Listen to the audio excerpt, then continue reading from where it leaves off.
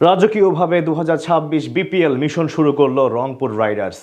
Batting bowling দুই বিভাগেই চট্টগ্রাম রয়্যালসকে ধরাশায়ী করল উত্তরবঙ্গের প্রতিনিধিরা।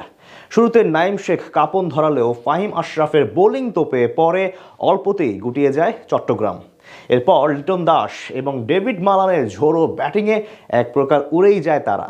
বিসিবির টিমের বিপক্ষে রংপুর রাইডার্সের এমন রাজকীয় জয় নিয়ে বাকিটা জানবো রিপোর্টে। ফাহিম আশরাফের ফাইফারে মাত্র 102 রানে গুটিয়ে যায় চট্টগ্রাম রয়্যালস।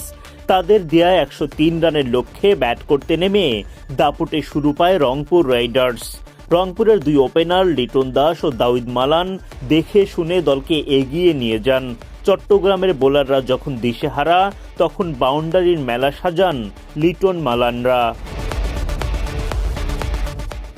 দুই ওপেনারের ব্যাটে দলীয় 50-র দেখা পেয়ে যায় রংপুর। এরপরও লিটন মালানরা দলের রান বাড়াতে থাকেন। চট্টগ্রামের বোলাররা প্রাণপণ চেষ্টা করলেও তেমন কোনো প্রতিদ্বন্দ্বিতা গড়তে পারেননি এই ম্যাচে। ফলে অনায়াসে জয় তুলে নেয় রংপুর রাইডার্স।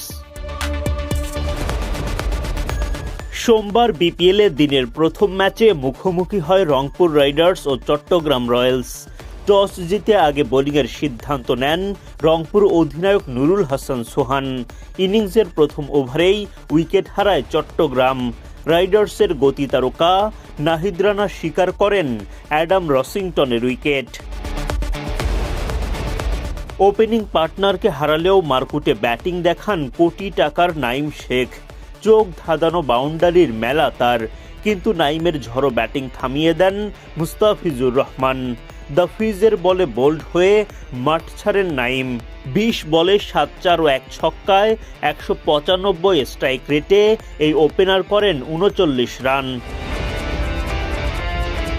আলিস আল ইসলামের বলে উইকেট হারান মাহমুদুল হাসান জয়। রানের খাতায় খুলতে পারেননি তিনি। মাহফিজুল ইসলাম 6 বলে 1 রান করে আউট হন ফাহিম আশরাফের বলে। ফাহিমের বলেই বিদায় নেন মাসুদ গুরবাজ।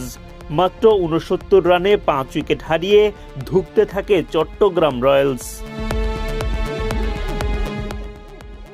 ফাহিম আশরাফের তৃতীয় শিকারে পরিণত হন শেখ মেহেদী। মির্জা তাহির বেগকে ফিরিয়ে চাপ বাড়ান মুস্তাফিজুর রহমান। রংপুরের এমন দাপুটে বোলিংয়ে চট্টগ্রাম ন্যূনতম লড়াইয়ের পুঁজিও গড়তে পারেনি।